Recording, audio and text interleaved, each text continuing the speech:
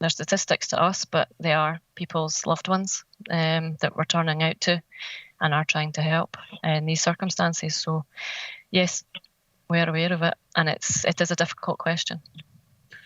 Thanks for that, Lucy. If I can come back in, Chair, just to say, I'm pleased also in the report that you're looking at, swimming incidents and things like that as well, because that has been obviously another area that's been a concern across Scotland over the last, number of months, and hopefully people will take heed of what you're actually saying. Thanks.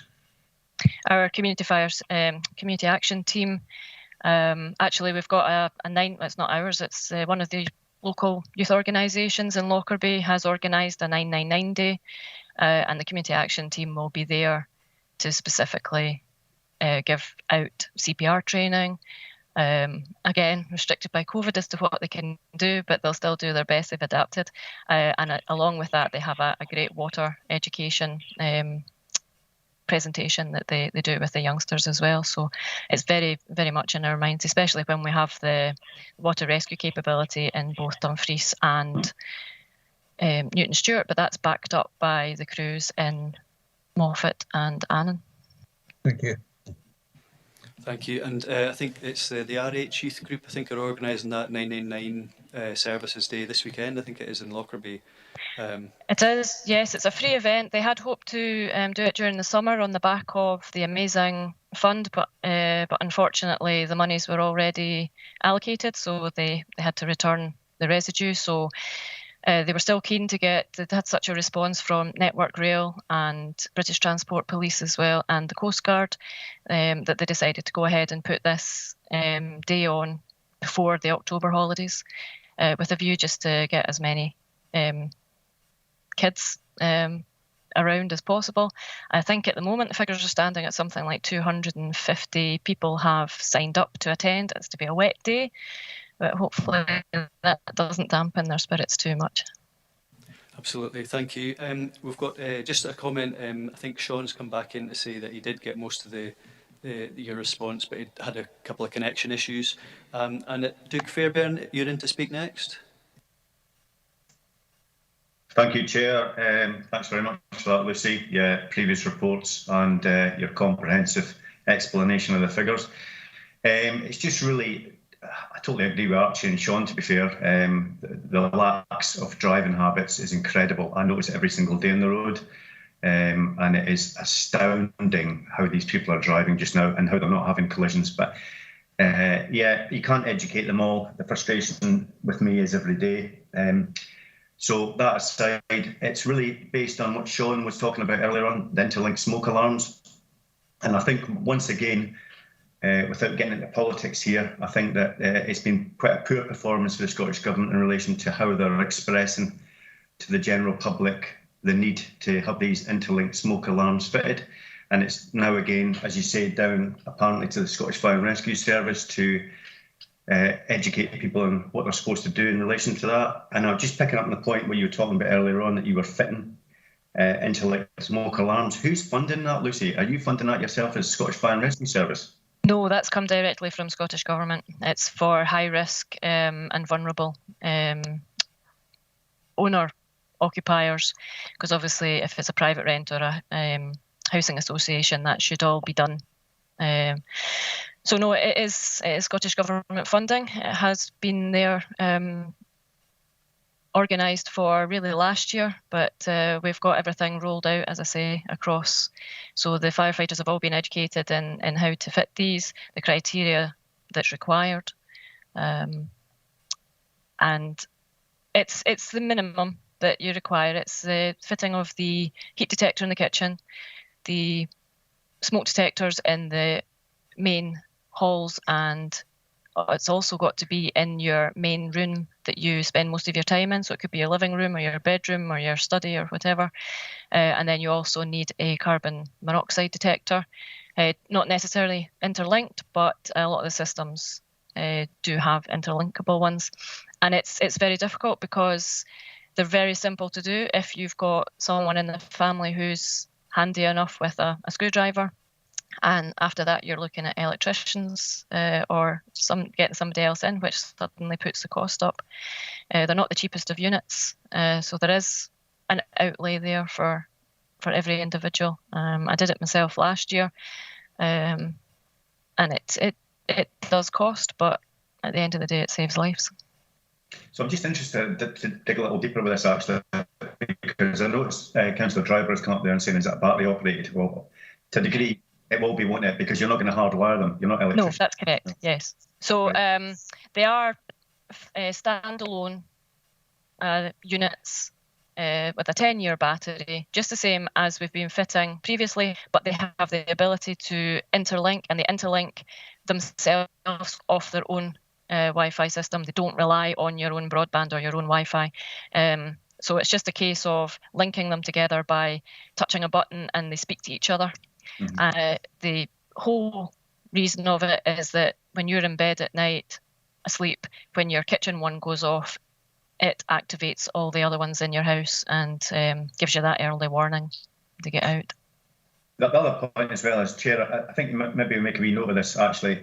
I think that you mentioned before, Lucy, about you had to do a campaign yourself, more or less, that it was on yourself, so Scottish Fire and Rescue Service, to promote that. Who's actually funding the Scottish Fire and Rescue Service promotion in relation to the interlinked fire alarms? Is that the Scottish Government? To be fair, it's not really promotion of, it's more trying to educate. And because you're talking about smoke detectors, we've been for at least 2 decades now in Dumfries and Galloway, we've been fitting smoke detectors in people's homes. So it's us that they automatically turn to, and you can't blame them for that. It's us that they think are driving this. So we've produced the pamphlets and the leaflets and the social media basically on the back of trying to answer the questions of, no, this is not coming from us, but this is what you need to do, and this is how you can go about it. And yes, there is a cost to it, but there's it's up to you as to whether you upgrade your electrical system that you've got, or whether you put in a standalone system, and whether you're able to do that yourself by buying them from Tesco or Amazon, or whether you're getting somebody in to do that. And of course, that then hits on the pocket of the homeowner. So so I'm keen to kind of expand on this really, because it is a concern. I've had an awful lot of people approach me as an elected member because they're overly concerned and very, very upset and anxious, obviously, because there's not really been that kind of cascading down to them. And I know you're trying really hard as Scottish Fire and Rescue Service to get that message across, but people don't really, people are getting told things, then they panic because they don't know in what direction to turn because, this has been put upon them. There's a lot of hearsay, isn't there? There's a lot of, and then when you start looking at social media, you then get all the experts coming in with what it actually means and what it could mean, and who's going to be policing it. It's nothing like that. I think the best thing possibly would be if you can contact me off table, and I'll give you the contact for our head of prevention and protection, and he'd probably be the best person to answer your concerns. Okay, thanks, Lucy. I think that's probably a practical way forward. If there are concerns being expressed, particularly for people who are particularly anxious, then obviously direct it to yourself, and you can find the right person to take that on. Clearly, there's a few. I see Archie in the chat was asking whether it was battery operated, and you're saying it's a unit that's got a 10-year battery. I think there was some questions about whether or not it had to be an electrician to fit it into the mains, but clearly that's another point of information that people might have been asking about. And also, is it a standard unit? I think this is, so will they all look the same? Because some housing associations will be fitting it for their tenants, for example. You'll be fitting it for vulnerable residents specifically, and landlords should be doing that to their own, and individual homeowners should be doing it for their own homes. But is there a kind of standard device, if you like, or is it very much the market determines, or is that something you're able to answer? The manufacturers all obviously have their own models and their own makes, and then they have to make them to a standard where they will interlink with each other, either by wire or by their own Wi-Fi system. They're not very different to what's already out there. But it's not so much about the detector itself. It's more about the fact that what they can do, and the legislation is what fit them into your house, and the Scottish Government information. It is quite clear if you've got that ability to sit and read through systematically. Of course, everything most days are online, and with us having our limited ability to reach the general public over the last year, that's limited the ability to be able to hand over something in paper form that you can read, which I prefer reading things off paper than screens myself, so I can understand how for other people it's been difficult to get that information this year. Thank you. Lucy, I think you've managed to demystify in just a couple of minutes what's been maybe confusing a lot of people for many, many months, but that's very helpful. So I think that's, I've certainly taken something away from that, and I hope other members have too. But please feel free to contact me after this, and I'll fire the information over. It's not a problem. Okay, thank you. Well, I've got a wee note to make sure that I follow you on Twitter. Although I don't know how effective that'll be, but that's certainly something. In terms of just a final question, there's no more in the actual chat function, but it was really just in terms of the criteria for those who are deemed to be vulnerable that you would support. Is that something where, I mean, this is primarily to help avoid duplication of things, but I take it you have a clear set of criteria into which people may fall for them to get your support? So when somebody either calls in for a home fire safety visit or through any of our partners, social care or hospital, everybody's aware of the risk rating that needs to be done. We've got a form that's filled in which asks basic questions as to whether you've live at home, whether you've got a fascination with fire, how much you drink in the week, whether you're cooking late at night, whether you're a smoker, whether you smoke in bed, and whether you have any disabilities or any ongoing illnesses. There's a whole list of about 15, 16 different questions, and on that they get a risk rating, and that will deem whether they're very high, medium or low risk. And it's from that we take the recommendation as to whether they are fitted with our interlinked alarms. As I say, if it's a private rental, the private landlord should be doing that, and people should be aware of that now. If they're in private rent, and I know that sometimes that's difficult to approach your landlord and tell them what you're supposed to be doing, and also your housing associations, they've been working really hard. I'm very much aware that they have been out upgrading their systems so that they reach the target of February. No, that's very helpful. Thank you, Lucy. I think we've got a comment here from Sean in the chat, just saying it certainly would be useful if the committee could be circulated information on this from Lucy. So I don't know if that's something you're able to just share with the area committee directly. I've now got Ian Carruthers to speak. Thanks, Chair. I'll be brief. Thank you as well, Lucy, for your presentations. I've been struggling to get my hand up. See, the only one bit that's missing for me, maybe the information can come along later on, but if enforcement action was to be taken, what does that mean for an individual? Because that is the only point that's been raised with me as well, out with the probably hasn't been answered. He might not be able to answer that, Lucy, but keen to get an understanding of what that means. As a fire and rescue service, all we can do is advise people. We are not going into people's homes and telling them, we can advise them as to what they're supposed to have. And that's always been the case. We always go in and advise that you close your doors at night. We advise that you unplug the electrical items, that you don't. We advise that you don't smoke in your bed. We advise that you don't smoke in your house. But we can't police people's dwellings. We can only give that advice. Whether there are other issues, and I think. Apologies, Lucy. It was more than about the smoke and the carbon monoxide. I was trying to get my hand up for ages, so it wasn't about the particular last piece. So as we move towards 2022, I think I said February. Yes. If for some reason somebody hasn't got that in their house, it wasn't about the last part. Sorry about that. No, that's okay. Well, again, the answer is the same. If somebody doesn't have it in, that's their personal choice. I don't think it's been made clear enough to anybody as to what the repercussions of that. You can suspect that possibly if you're trying to sell your house, you probably have to have a system in, and it's down to every person's home insurance company as to whether they set that as a criteria or not in regard of their home insurance. And I think that's probably what's causing a lot of the confusion across the area, is because we just don't have those answers. Thank you. And, thank you, Stephen. Thanks, Lucy. No, thanks, Ian, and thanks, Lucy. Duke Fairbairn back in to speak. Thanks for that, Chair. Sorry, I got cut off before. Thanks for that, Lucy. Yeah, it's just in the back of what Councillor Carruthers was saying, and I think that's what I was trying to allude to earlier on as well.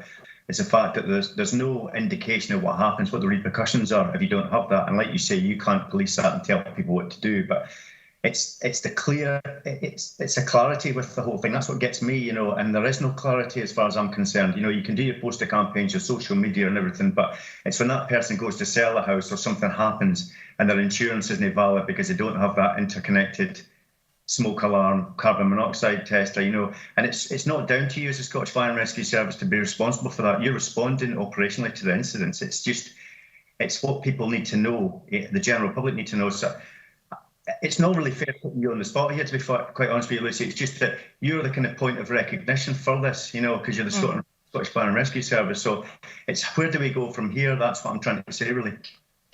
I understand what you're saying. I think it's actually sometimes easier to take things all the way back to the beginning as to why the Scottish Government want interlinked smoke detectors in everybody's house. And the long and the short of it is it saves lives. We know that smoke alarms are early detection. We know that there's less chance of people losing their lives or becoming severe casualties. We can get there quicker and limit the damage to properties. They do work. That's why they want them in. As to the repercussions afterwards, I'm sorry, you're right. I can't answer that question. But I am happy to give you all the information that we've got on this side. Thanks, Lucy. Yeah, sorry. No, thank you, and it was good. Yeah, it's just we've all got smoke alarms. That's what I'm trying to say. I'm not going to prolong this. It's just it's a point of note, really. We've all got smoke alarms. We all know they save lives. I understand that totally, and they all interconnect. That's another way, everybody getting out of a house and no dying in a fire or whatever. But the thing is, it's a case of why are we muddying the waters here? That's what I'm trying to say. And maybe it is better having a conversation with you offline, to be fair, Chair. But it's just a point of note is we've all got smoke alarms in our house, and it's re-educating people that haven't got them, but like you say, 20 years old, they've got to talk to each other. If a smoke alarm goes off in your kitchen, you get out of the kitchen. If a smoke alarm goes off in your living room, you get out of your living room, I think if you look back over the last 20 years, you're right, we do move on and progress. And it's because technology moves on and progress. Because we all had smoke detectors with that battery that we took out to put in the remote control. And that's when they brought in the 10-year ones, which were soldered in so that you couldn't take them out. And now we've moved on to this thing of, well, we can get them connecting. It's better to have them connecting because, yes, if you're in your kitchen when your smoke detector goes off, you've probably already realised that you've burnt your toast or whatever.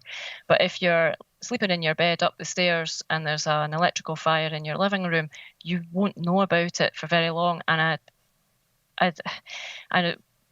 if you've closed your doors, if you've switched off your electrical items, if you've followed all the advice that we give you, then you've made yourself safer. But if you're the type of person who doesn't like to sleep with your door closed, or you leave all the doors in the house open for the dog to wander backwards and forwards through the night, that smoke in that living room very quickly becomes very toxic, goes straight up the stairs to your bedroom, and you then can't get down the stairs. And that's I'm sorry to say, a matter of minutes. So these minutes do save lives. And there is an expense there, but for a few £100, you're talking about saving people's lives. Okay, thank you, and thanks, Duke, for your questions. I think, to be fair, we've drifted somewhat from the quarterly performance update, but I think this has been very, very useful, and certainly there's a lot of information that I think members have asked that can be shared if that's possible. And clearly, if you can just tell me the easiest way to do that, and I can get that sorted after the meeting. Okay, certainly. I think that would be through our team here, so we'll pick that up and make sure elected members have got that. And also, just obviously, there's a lot of anxieties and concerns, and I'm sure the intention is good, but sometimes the implementation is where things get confusing, and that's obviously something that can be improved on. But I think it's in our role, we can certainly get the information and get it out so it's as clear as possible to people what they need to be concerned about and what not to worry about, for example, and obviously where to go for the help and support they need. So that's what we can take forward, and that's been very useful. So thanks very much for your input, Lucy. I think we can safely say we've at least notionally scrutinised your performance report, but we've certainly got a lot of other useful information from today. So, members, are we happy to go with the recommendations on this report?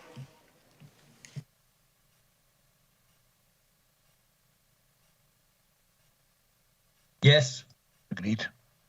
Thank you very much. Thanks, Lucy. You're free to go, but we'll pick up on the information sharing just after this meeting. Thank you. Can I just say thank you very much all for your questions and your time, and please don't hesitate to contact me if you need anything further. That's very kind. Thank you. Thanks again, Lucy.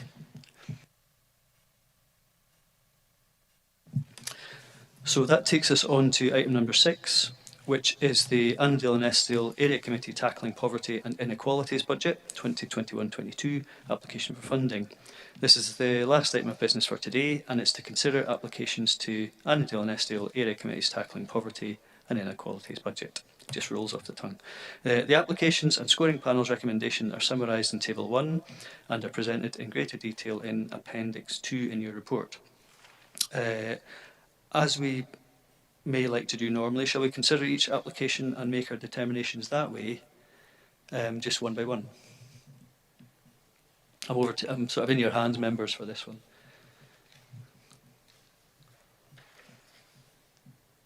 Okay. Yeah, good idea. Yeah, well, I'll take that sort of as consent. So, sorry, Stuart, did you want to come in? Archie, did you want to ask a question? No, it's okay. Sean got in there first. Okay. So I don't know if you want to take us through the applications, Stuart, if that's okay. I'm sort of looking at the appendix here. Yeah, no problem, members. Good morning. So the first application presented is from New Start Recycle for the project which is named New Start Recycle, and it's primarily funding to support their outreach project.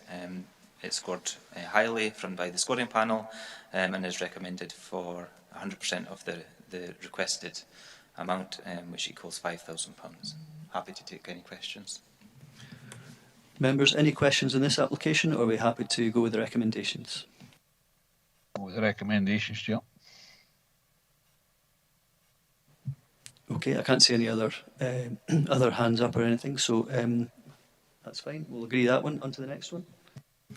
The second application was from D&G Handyvan and is related to the discussion just held on radio interlinked smoke alarms, and it's a pilot project.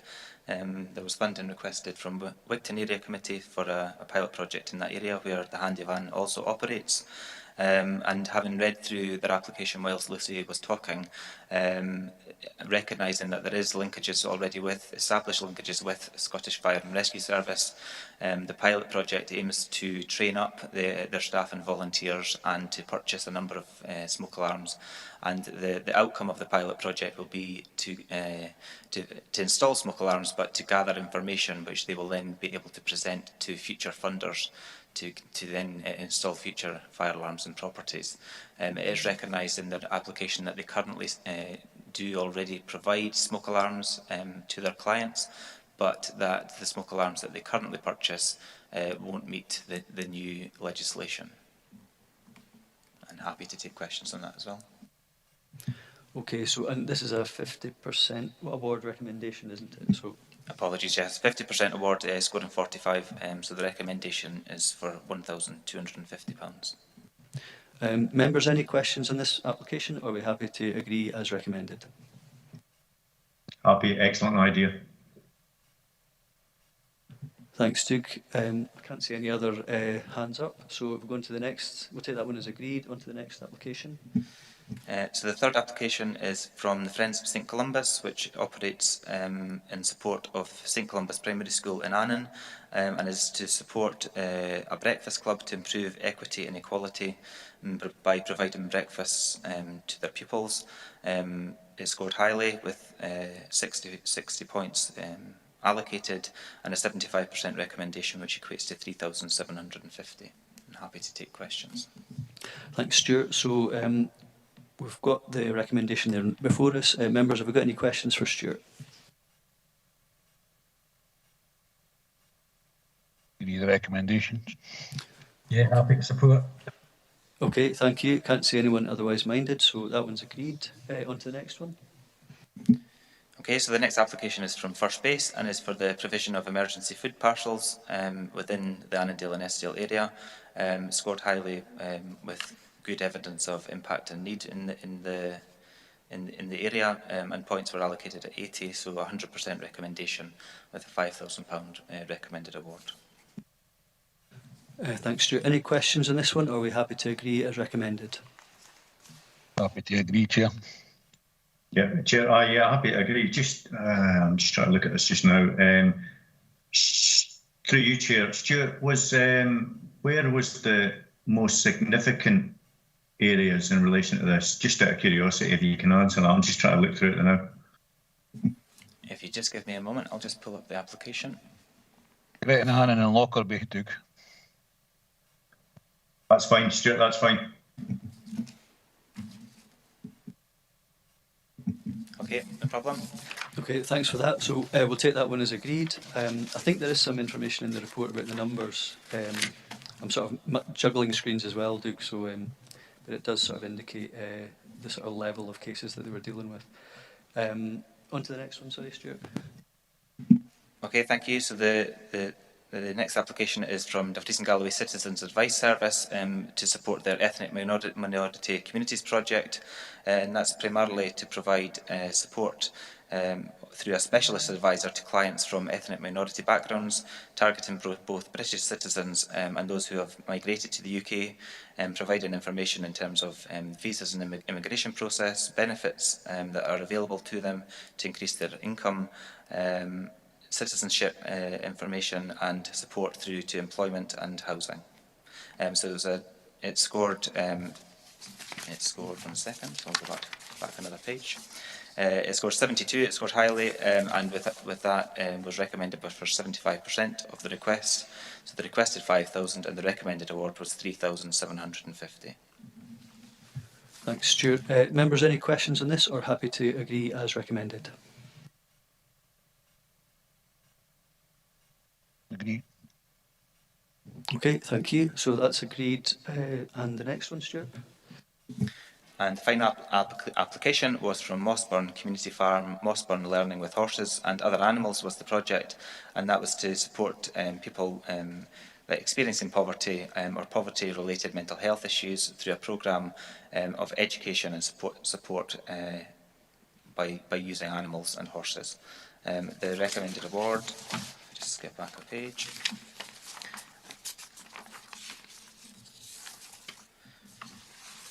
It didn't score as highly as the other applications. A score of 39 was recorded by the scoring panel, which equated to a 50% recommended award. So they requested £5,000 and the recommendation is for £2,500 to be allocated. Thank you. So, members, are we happy to go with the recommendation as is, or is there any questions for Stuart? Agreed. Okay, thank you very much. I think that's the application we have in front of us concluded. So that takes us to what do we do with the rest of the money, or how do we deal with it? So in the recommendations, I think we'll maybe just go through these just to sort of chalk off the bits that we've kind of done. So at 2.1, we can note that the 33,140 was available for distribution. 2.2, note the Annandale and Eskdale eligibility criteria, which is Appendix 1. We've considered the applications under 2.3 and we've basically awarded as recommended for all of them. So that should allow, so the remaining balance there of 11,890 is accurate, and basically we need to then sort of determine how we're going to use that remaining balance as suggested at 3.7. So we could either, well, Stuart, I don't know if you maybe want to outline the options for this, just for the benefit of members. Thank you. Thank you, Chair. I mean, it's entirely up to members to determine how they wish to proceed with this budget, but there is the potential to reopen the fund. So this is a larger grant fund for applications up to a maximum of £5,000. So we could reopen the fund for a short period and bring back a future report to the next area committee. Or alternatively, another proposal is to allocate the budget to the smaller project fund, which this committee established earlier in the year, whereby they allocated £5,000 to determine applications up to £1,000 out with the committee cycle. And I would just advise members that at present, from the 5,000 allocated earlier in the year for the small project fund, there has been 2 applications to that fund granted. Therefore, there is £3,000 still remaining within that small grant fund presently. Alternatively, members may wish to carry forward the remaining balance into a future year, or if there's any other ideas or suggestions, happy to discuss. Okay, thank you. We've got Sean's got his hand up just now. Do you want to come in, Sean? Yeah, thanks, Chair. Just on the basis of what Stuart's saying, I think the first suggestion is if we reopened it for a limited amount of time, because I think we're still suffering from the pandemic, and I'm sure there's other groups that could take the opportunity for some of this funding. So I think we should try again to reach out and see if there's other groups that require this funding. Okay, and of course we've only got, the small fund hasn't been as heavily subscribed, if you like, so there is a bit of give there as well. I can see So Archie, was that your hand up there? Yeah, well, I put speak in the chat column. I think they're going to mixed up between putting speak in and sticking their hand up. It knocks you for six sometimes when you to look at 2 different things in it. I would agree with Sean that we open this up again to the community groups. However, I think there should be a timeline on it, and possibly, the end of December or before the sort of Christmas break type thing, if people want to apply for that. And then after that, I would suggest that the remainder goes into the smaller fund, because I think the opportunity for less than £1,000 does help smaller community projects. It helps them a great deal.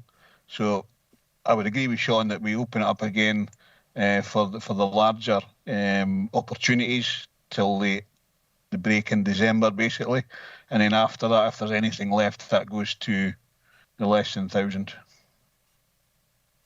Thanks, Archie. I'm just hearing from there's so many things happening at once here. No, it's not that bad. So Stuart's just sort of suggesting that we could open it now, and then our next meeting is obviously the 24th of November.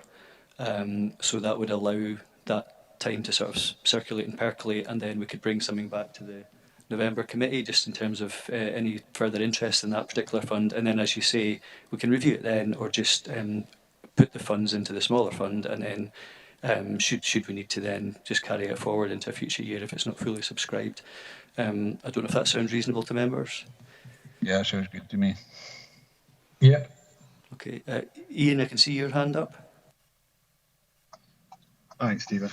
Chairman, I just wondered if it was an option. I'm content with what's been said there, but if it comes back in November and it's underspent like it is now, you've got the members' top slice capital money. It might be an allocation could be put to that as well. I can get rid of that money like snow for the dike, so to speak, into local community projects. I'm sure other members are the same, so there's no point in rolling it on to next year if we can get it used up this year, Chair. That is an option. Yeah, I think the issue with that, though, is this is a specific fund for the anti-poverty as opposed to the discretionary budget for area committees. So, we it'd be kind of crossing over a few lines that we shouldn't cross over in terms of governance. But I take the point. Obviously, we'd like to see the money spent in the communities where it's needed, but I think we have to, with this one, just make sure we're doing it the right way. So I think in the first instance, we can reopen the fund, bring the report back to area committee in November, and then determine what best to do then, if that's okay with members. Yeah, the only thing I would say on that, Chair, is that when we reopen that, if Stuart can send us, any of the kind of promotion. Sounds good, Chair. Thanks, Ian. And Sean, on you go, sorry. Yeah, just if Stuart could circulate to the members, so we can promote that in our communities as well. Is that okay, Stuart? Yeah, that's no problem. So with that then, members, I think do we agree the recommendations? And so at 2.4, we'll reopen the fund to get a report back on that for the next area committee, and then we can take it from there. Agreed. That's great. That concludes today's business. Next meeting is on the 24th of November 2021. Thank you all for your attendance.